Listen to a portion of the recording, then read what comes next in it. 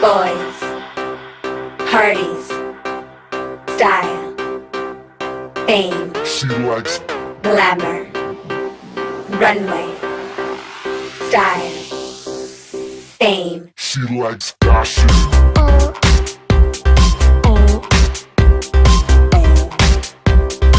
She likes fashion. Is this the thing?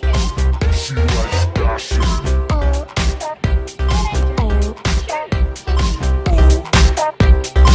She likes fashion.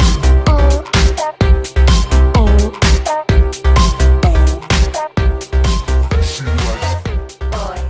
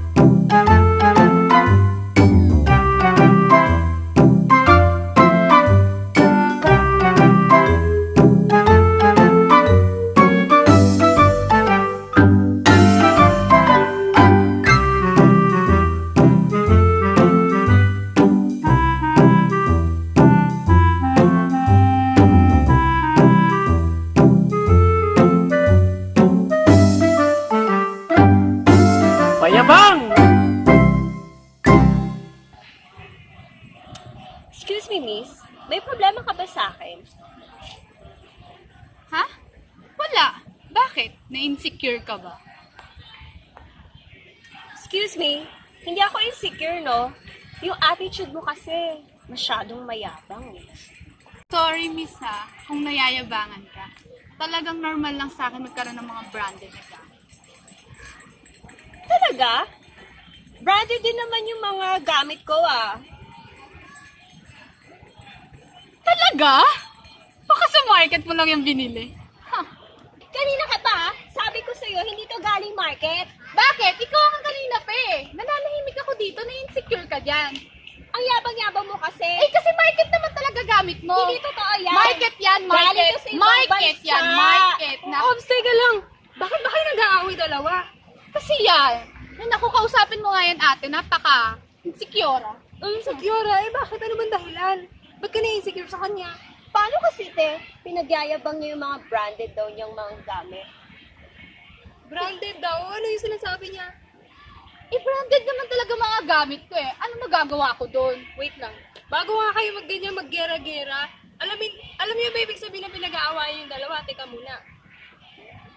Hindi. Wala kayong masagot, di ba? Pero pinag-aawayan nyo. Mas mabuti pa, para may masagot tayo maganda, pag-usapan na lang natin kung ano ibig sabihin ng brand. Eh, ano po ba yun? Oo nga, no? Ano nga ba yun? Yun ang aalamin natin.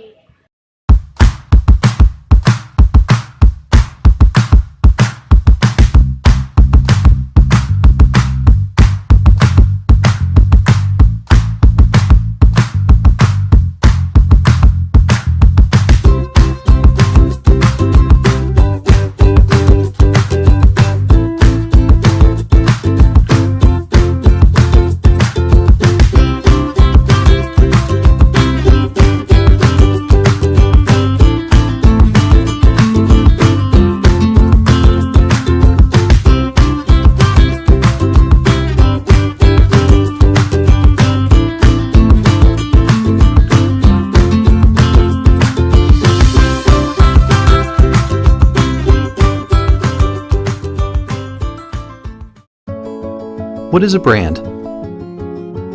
Is it a name? A color? A sound? Or a style? Is it a stamp on a product?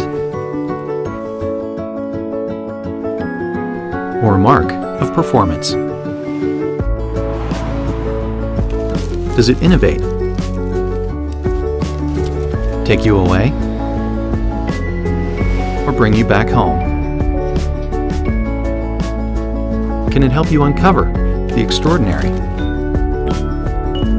Or capture the voice of a community? Does it draw inspiration from art? Or inspire it? Is it physical, yet virtual? Mobile?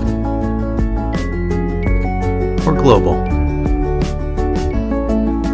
Brands are a part of our everyday stories and experiences. They can start as one thing and become so much more. A spark that can transform an entire company to become relevant today and iconic tomorrow. So what is a brand? Ano nga bang ibig sabihin ng brand? Pag sinabi kasi brand, inuuna kasi din yung inaano kasi din yung pangalan ng ano eh. Siyempre, tawag nila pangalan Para mas madaling ma-distinguish kung anong klase ng product yung meron, yung nag-exist. Brand kasi para makilala ng tao. Brand na makilala siyang trademark ng isang company in order to advertise yung mga products nila. It is easier to identify the product from its competitors. Para sa akin kasi yung brand, ito yung pagkakakilanlan ng isang product. Ma-distinguish mo siya apart from yung product na meron ng sarili nila, nakalinya nila sa inyo. pangalan pa lang, Kilala na. kilala na. Kasi ibang brand, diba? Medyo generic. Nakakalimutan. Palimutan ka talaga. So, kapag maganda yung brand, mas kilala ka. Paano siya kaiba-iba sa ibang brand. And doon sila kumukuha ng mga customer or consumer na mabili yung product nila dahil sa brand nila. Ito yung parang identity ng isang vendor. Siyempre, as a consumer, maganda yung brand mo, mas madali ka mas unique ka sa ibang brand. Even makes easier for the consumers to remember what brands like that.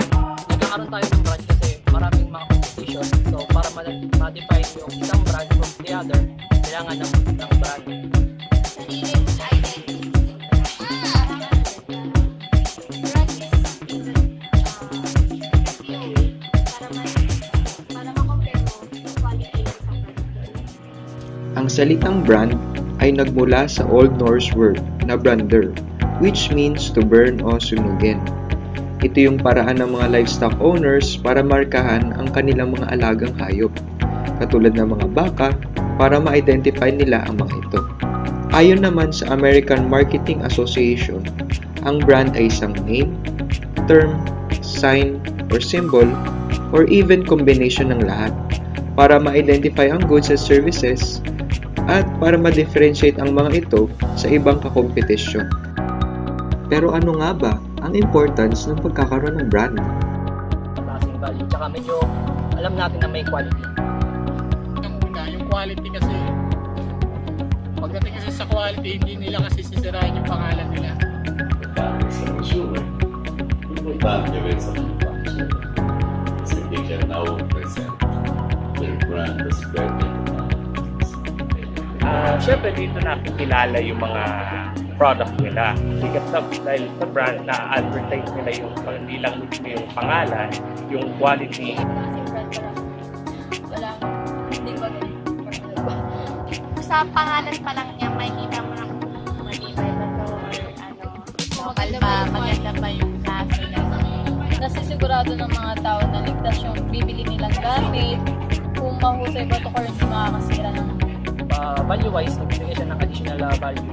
Una-una, pag inisitagan natin yung Samsung, siyempre, alam na natin na quality na yan. Or kung ano naman, kung meron parehas na brand, ma-define mo kung ano yung ownership ng isa sa ownership ng iba. napag-usapan natin ang ibig sabihin ng brand. Ngayon, alamin naman natin ano nga bang ibig sabihin ng brand management. Ayon sa mga expert, author ng maraming libro patungkol sa marketing na si Keller at Kotler, ang brand management ay pagbibigay katuparan sa kung ano man ang inaasahan ng mga consumers na maibibigay ng brand sa kanila at kung paano mapapanatili na satisfied ang mga ito sa mga benefits na meron ng isang brand. At upang mas maintindihan natin ang ibig sabihin ng brand management, let's go back to where it all began.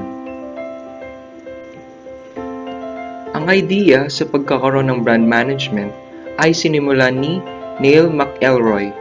Siya ay isa sa naging presidente ng kilalang multinational company na ang P&G or ang Procter & Gamble. Siya ay sumulat ng isang memo na nagsasaad ng maliban sa mga taong namamahala kung paano maipopromote ang isang brand ng product o service, kinakailangan din na magkaroon ng grupo na mamamahala sa bawat aspeto na meron ng marketing.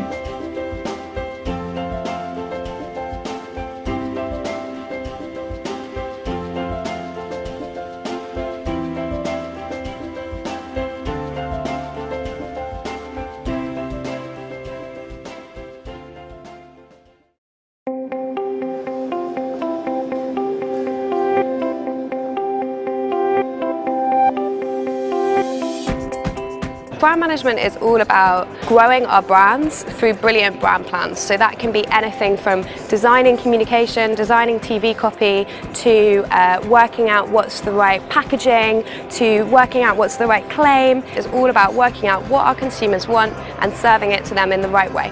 When you get it right, I think you really see over time the interventions that you make. So whether it be that you need to change the price of a product or you need to change the packaging of a product, you can genuinely see it having an impact on the sales.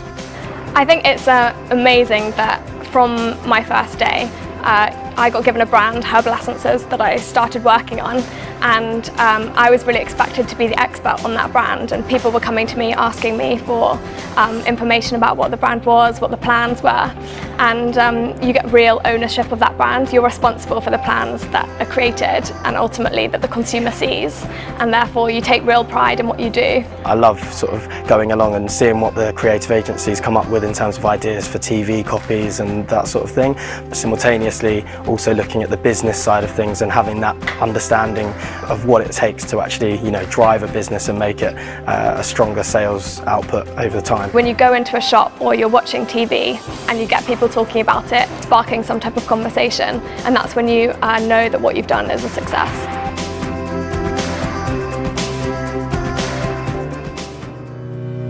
Since pinag-uusapan natin ay tungkol sa brand at brand management, mahalaga din na malaman natin kung ano ang brand equity.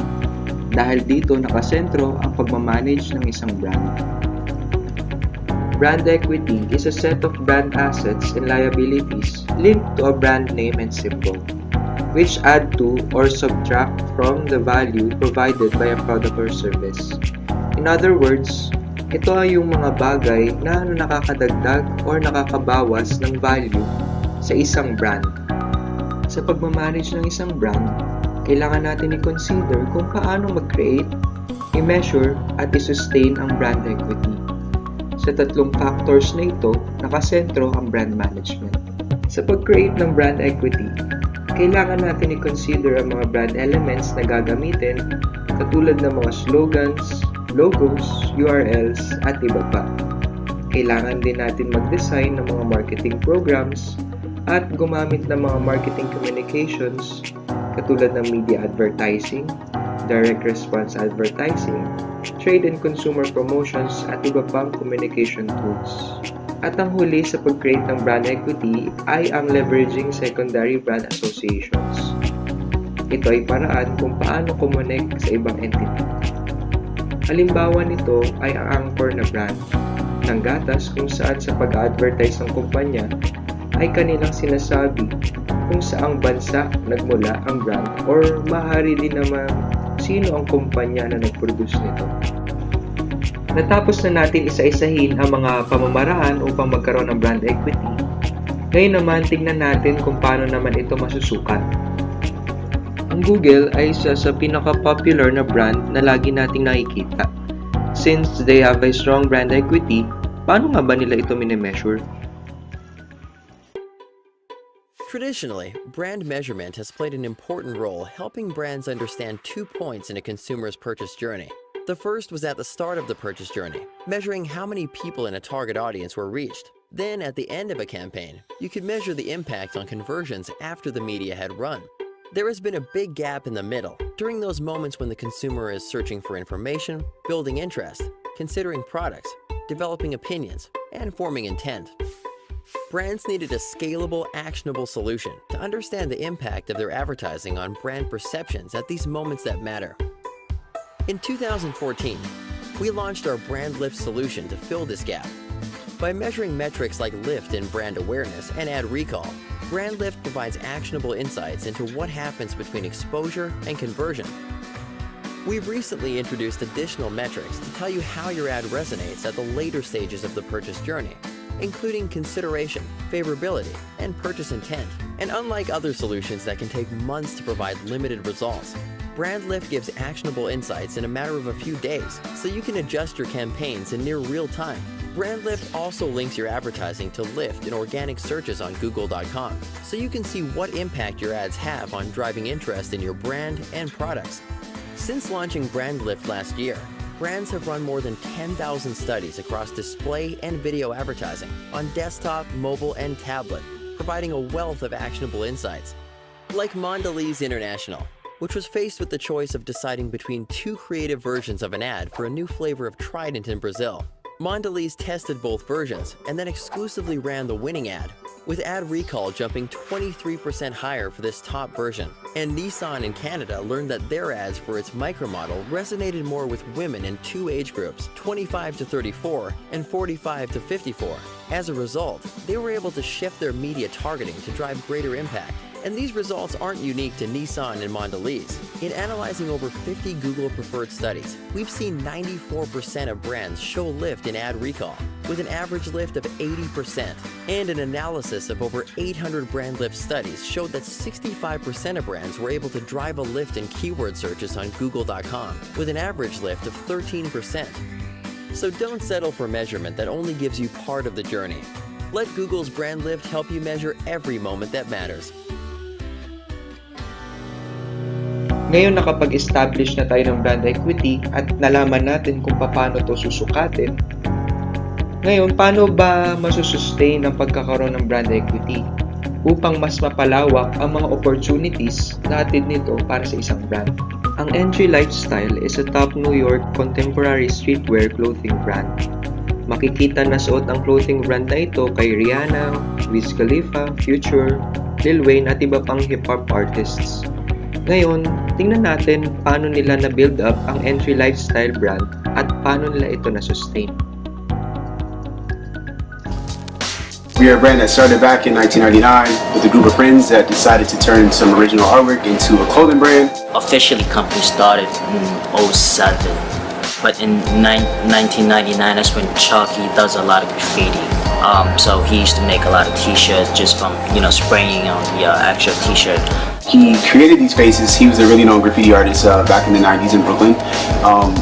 One of our friends, he told him that he should turn it into something, so he decided to turn the artwork into just different art that he could place on t-shirts, and he basically just started to screen print in his mother's basement. So he used to sell it to his neighborhood kids, and he didn't make any money or anything. It just it was a cool thing. So and then in about 2007, we got together.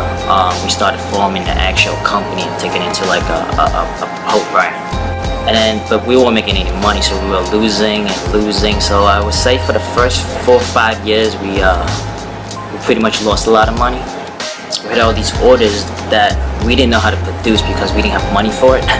Because we were working with our own screen printing machine in the basement, and to meet all these quantities, we couldn't do it. So we started reaching out factories. That's when we started learning about screen printing factories and how much this was and how much these blanks were going to cost. And so we didn't have any money, so we actually cancel most of those orders until we started saving and saving. I mean, we all kind of had a job that time, so every penny we made, we just do it back into the brand. So after like a year of doing that, we started growing. The brand started growing. People started noticing. In 2009, we decided to come with one of our graphic designers. He created the teddy bear, and that actually turned into our mascot. We decided to use the teddy bear and put a misunderstood across the top of his head, and that actually went viral. Some celebrities started picking it up, and they wore the shirt, and it kind of just went from there. After that, the brand reached the masses, and ever since then, the brand has evolved into what it's become today. So from there, we started, learning the business and I guess just learning the math.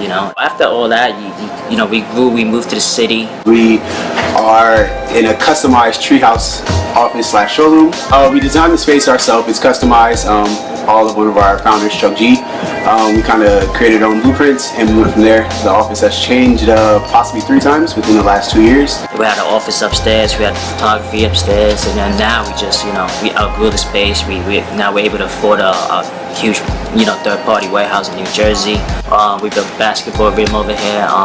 We're playing a lot of ball. I mean, we pretty much spend a lot of time here. I slept here probably 3 days every week, in the first 2 years. This actually is like our second home.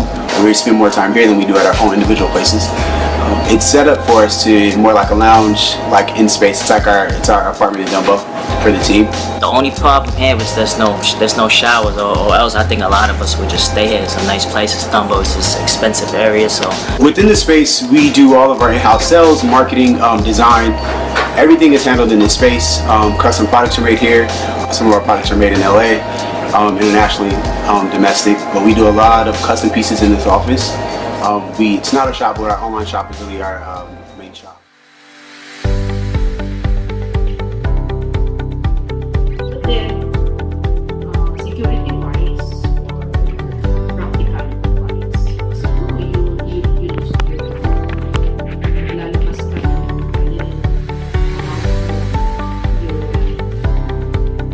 comeback, pagbalik, much better. I can easily identify ano yung brands na satisfied ako, ano yung brands na talagang, di ba, yung hindi lang bibili ulit nito. Gusto lang yung brand. Or whenever they need it, then hindi ka lang mag-stage. Kasi alam mo na yung meron ka subliminal. Para sa mga consumers, upang malaman ng mga consumers sino ba ang gumagawa ng isang produkto. Sa pamamagitan ng brand, nalalaman ng consumers kung anong mga products ang nakapagbibigay ng satisfaction sa kanila, gayon din naman sa mga hindi. Ito ay nagiging dahilan upang mas madali pa para sa mga consumers na mag-decide kung ano ang kanilang pipiliing mga products.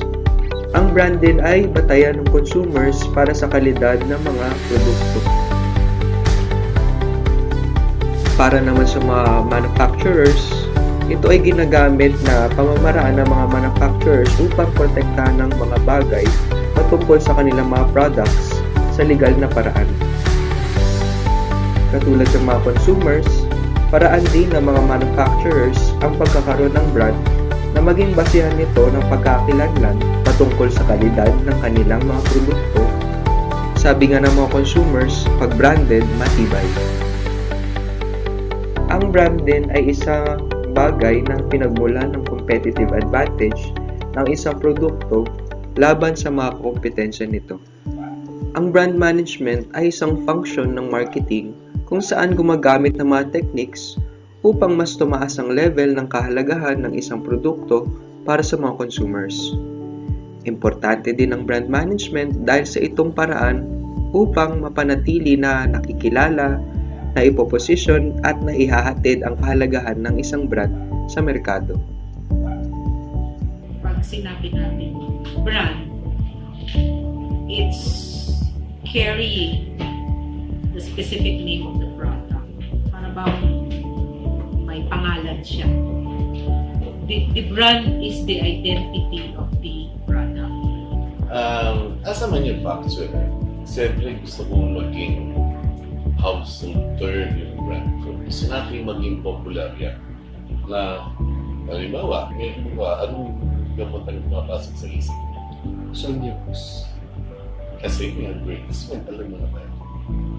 So, ibig sabihin, actually, nakukondisyon yung isip ng consumers. Kasi sa mag-advertise, ito yung pag-gano ng brand. Yan, gano'n sa akin kayo importante. Importante sa consumer. Importante rin sa manufacturer. Kasi they can now present their brand as better than others. Kahit anong ganda ng brand mo, sabit ang produkto, sabit ang distribution, mali ang pricing mo, hindi mo kaya i-promote. So, ano yan, sa marketing mix talaga. And having a brand is important.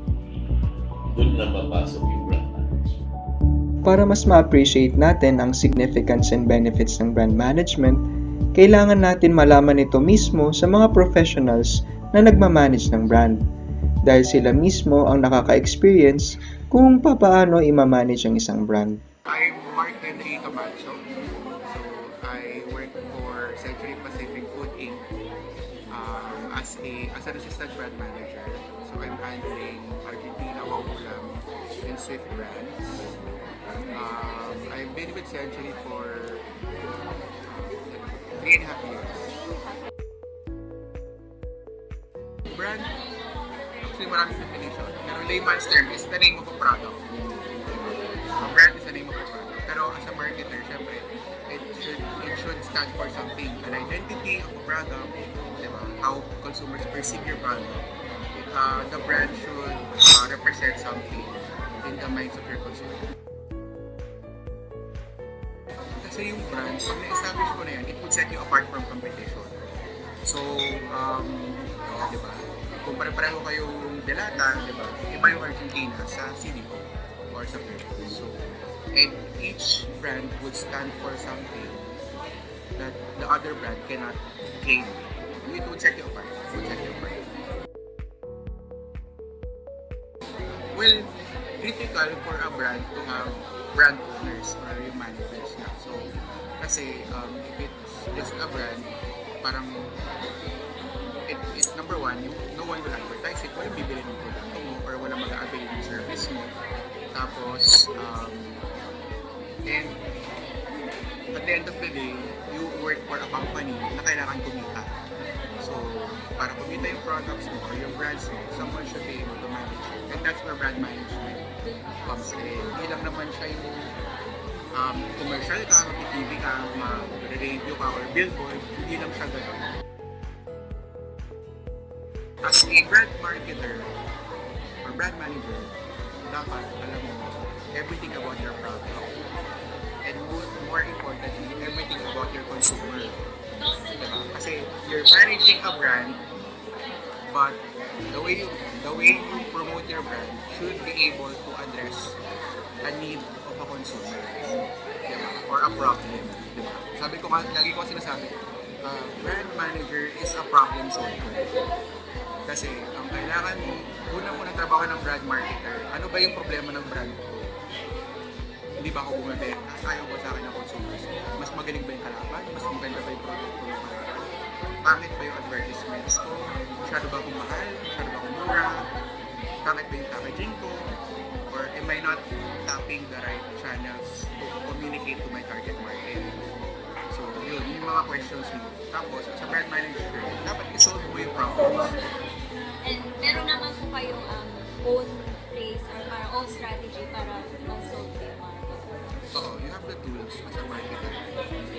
You can do research, you can interview, you can do focus group discussions. Tsaka may mga marketing parameters or measurements sa industry like Nielsen. One of the indications if you're doing the right thing as a brand manager or if you're missing out on something. Currently, I'm handling, I'm part of the Meat Division of Century Pacific. So, kami yung mga Argentina. So, ako, I'm directly handling Waulam, Swift, and Argentina. Argentina, emerging brands. Sila ano yun, Meatloaf, everything Argentina except corn beef. Right now, mas ano ko kay Wow Ulam. Mas tutok ako kay Wow Ulam. Si Wow Ulam, ano siya eh, hindi kami yung first in the market. Meron na actually competitor na nauna sa ganung format na canned ulam or canned bayan. Sino po yung mga competitor? Si Pure Foods yung nauna. Ulam King. Yun yung first in the market. Si Ulam King. Parang 2008 sila lumabas. So, nung nakita yun ng owners ng section, parang they realized that there might be a potential dun sa market na yun. So, they came up with, plus they saw a need din sa mga urban poor natin, mga class D, na sila yung mga construction workers. So parang sila po yung target market. So parang nakita namin na hindi lahat ng market na yun can afford Argentina or Pure Foods na mahal. So, I mean, Pure Foods is mahal, Argentina is mas mahal. So, naglabas kami ng ulam, which is ulam na siya, kompleto na siya, may sabaw, may sarsa, may meat, in a can, at very affordable price, parang 15 pesos lang siya nung nilaunch. Can siya, actually can. Was launched in 2009, nung nilaunch siya, kinuha namin si Coco Martin. Siya yung una. No, alala niyo yung commercial na parang wow. Tapos, yung pag kumain siya ng wow, nagiging maganda yung Brazilian model yung kasama niya. Matanong ko lang sir, bakit po si Coco Martin? Masa siya eh. Masa. Si Coco. Masa. Very Pinoy ang itsura. Pero nung time na yun, hindi pa siya ganyan Coco Martin. Hindi pa siya ganyan kalaki. Hence, mas mura pa siya na. So, pero may following siya nun, may teleserye na rin siya. Tapos, medyo nag-gain na ng traction. Other than Coco Martin, sir, may pinagpilihan pa po ba kayo mag-endorse ng wow? None that I know. Baka yung owners meron. Pero nung i-launch yun, Si Coco. wala pa ako rin sa company. Ano lang yun, kwento-kwento lang. Kasi we participate in the canned ulam or canned bayan category. So currently, siguro I think it's a milestone na brand na kami may pinakamaraming variants. So kami may pinakamaraming options or flavors for the market. Pag hindi kasi bumibenta yung product or yung variant mo, i-delist yan or i-phase out yan ng supermarkets. So kami ever since, hindi naman kami nag-delist. Kami pa kaya nag-delist kasi ang dami na namin flavors since nanalo po. So I think that's an achievement. And another milestone is yung year on year nag-grow kami. Actually twice lang kami nag-TV. Twice lang in how many years na so achievement yun. Lahat ng activities namin are focused on in-store supermarkets or sa mga tindahan. So I think that those are milestones in itself. And right now we're actually we own 80% of the market of the canned ulam. So kung nakita nyo, makikita niya sa number of tawag namin ng facings sa shelf ng supermarket. Malaki mo nilang hilera ng cans. Whatever, Argentina corn beef, 1, 2, 3, 4. Mas Pure Foods, 1, 2. Yes mo. Mas marami kang facings, mas mabenta ka. Ganun siya. But there's also shelf buying na nangyayari na pag mapera ko na si San Miguel, Babayaran niya facings para mas malaki facings. But in reality, mas mabenta pa rin si Wow. Mas mabenta pa rin si So yung, may di ba sir sa marketing po may tinatawag na point of purchase? Di ba po? So malaki po yung bayad doon kapag doon mo siya po invest sa malapit sa mga ng consumer. Correct. Actually ang point of purchase, mas relevant siya sa convenience stores. For me. Kasi, like sa 11, kasi sila yung ang liit ng shelves nila. So, wala ka masyadong options. Tapos, mas mataas yung presyo nila sa convenience stores. Mas mahal. very critical sa convenience stores kung pag available ka sa counter, pag naka-display ka doon. Kasi that's also part of purchase, diba? If you're available at the right moment when I want to purchase. So, looking at the supermarket setting naman, kapag ang supermarket ka, ano dyan yung may promo sa consumer? Ano yung may promo, ano yung mas mura, ano yung may free, or ano yung mas malaking tignan sa shelves, kasi ang laki ng facings. Those are factors actually. Sabi nga ng mga tao sa PNG, yung actual purchase or the actual buying does not happen in TV, does not happen sa radio or sa billboards, it happens inside the supermarket. 80% of the decisions are made inside the supermarket. Yun, currently, happy naman kami that we are still the category leader. So, dominating 80%, diba, of the market. So, yun namin, actually, ang role ko na ngayon is not to increase or not to grab shares from the competitor. Like, sila ulang cake ko na lang. Hindi ko na yung problema. Ang problema ko ngayon, how do I grow the category?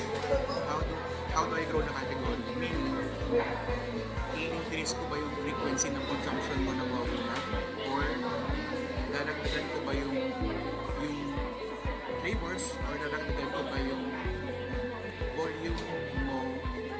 volume na binibili mo per trip sa supermarket? If you're asking me how do I increase your purchase per trip? So hindi na siya, sir, parang introductory part, hindi wala na kailangan. So paano na lang yung volume ng pagpupunta? Actually, top of mind lang sa target market ko. Pag sinabing ulam, ulam yan. Pag sinabing ulam inakan, ulam yan. So, ang challenge na lang sa akin ngayon is paano ka mas marami kakain ng ulam? In one week, once ako makain, paano ko gagawin twice? Or in one visit to the supermarket, bumibili ka ng dalawang lata, paano ko gagawin tatlong lata? Ganun na siya. Or, ang pinakamalaking challenge is how do I tap a blue ocean, which is pwedeng a different format. Yun, sabi ko kanina, I'm the top of mind when it comes to canned ulam. So, equity kasi is, di ba, parang yung relevance mo sa consumers mo. Mind ka kung aware mo sila sa brand. Ba ikaw ba yung brand used mo sa kanya or hindi? Yun, so, important na lagi ka nila nakikita, important na lagi ka nilang naririnig, lagi ka nila kinakain. Kaya, yun. But if you don't have the budget to advertise, like most brands do, ibang atake gawin mo. Alamin mo saan yung touch points na pwede mo siyang kausapin. For example, mahilig ako ng Facebook, yung market ko, mag-social media ako, marketing, diba? Or mahilig ako biyahe, lagi akong nag-traffic sa daan, mag-billboard ka, or mag-radio ka. So yun, i-relate ako. And brand equity is not, hindi siya ma-achieve overnight. Maraming ways. Si Nielsen has several tools like brand health, brand UAI, usage, attitude, and image yata. And meron din siya home panel na matis. Sa isang Filipino household, ano yung pinakain nila everyday, ano yung binibili nila everyday. So parang ang kadalasan kung ginagawa ng century ko, nag-outsource na lang po sila ng research agency para sila po yung gumawa. Brand equity talaga is not measured Company itself. by the company itself. Dapat talaga third party. Mahal din yun. Yung ibang brands, hindi nila alam yung equity nila. How often po ba dapat i-measure yung brand equity? Like in a year, in a span of 1 year po? Depende sa category. Kapag yung Say for example, yung category sa canned foods, kami twice a year. twice a year. Minsan sa mga industries na madaling mag-switch or magpalit ng brands like shampoo or soap or mga fast food, pwede yung monthly or every other month. Again, the challenge is how do I grow the category, diba? So, ang solution ko doon is, yun nga, I plan to increase frequency of consumption. So, how? Either by offering mas affordable, siguro promo packs or price ko ako, or mag-add ako ng variants. Parang sabi ko kanina, mag-add ako ng variants para mas marami siyang i-consume brand. Or I can have more mouths consume my product. Pwede akong mag-tap ng ibang channel like karinderya, for example, para mas marami akong ma-reach na market. Kung challenger brand ka, dapat ang targeting mo is your market leader. Sa kanya ka kakain. Pero kung ikaw yung market leader, kakain ka sa ibang category or ibang may location. Gusto ko patayin lahat ng kalaban. Actually, ikaw na lang. Yung goal ko. Ibilihin ko sila lahat. The main goal. Oo, seriously. I want my brand. Kasi, even if masa brand si Wawala, masarap yung brand. Masarap yung product ko. Diba? I'm not saying that just because I'm the brand manager. Masarap siya. Kaya gusto ko sana matikman ako ng lahat ng Pinoy na target market ko, which is yung mga hindi masyado kayang afford. Pero I don't want them to feel na pag kinakain na sa mga ulam na they get less of what they're paying for. Gusto ko ma-feel nila na kahit mahirap ako, masarap ko kinakain.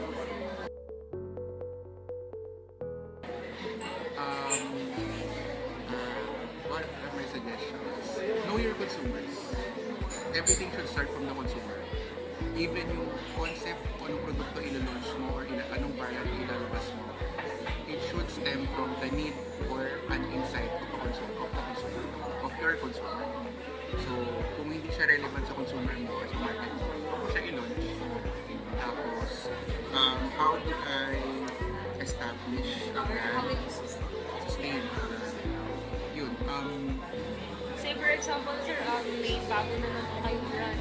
Medyo hindi siya, underdog pa siya, parang gano'n. So, ano po yung masasuggest nyo na mga maraan para umangat siya? Mag-level up. Again, I go back to the consumers.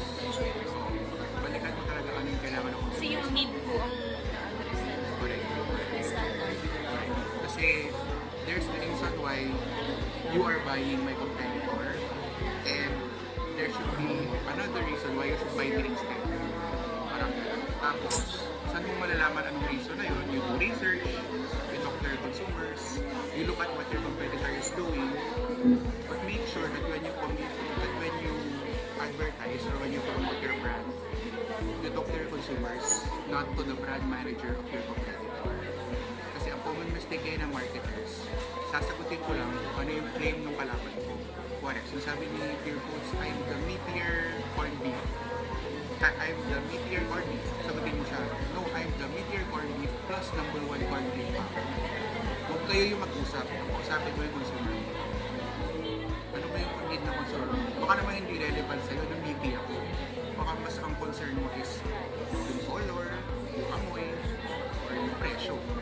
So, mali na yung strategy. So, yun.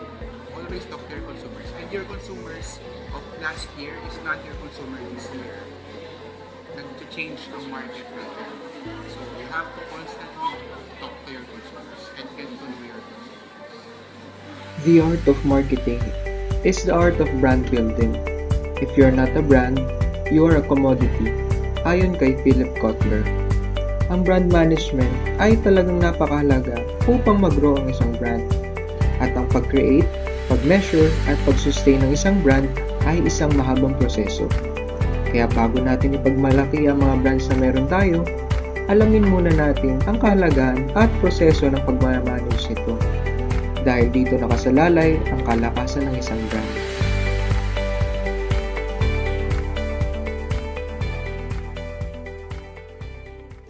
O edi alam nyo na. Kaysa nag-aaway kayo, at least ngayon may natutunan pa kayo tungkol sa brand. O edi ngayon alam nyo ng dalawa. Pues, magbati na kayo.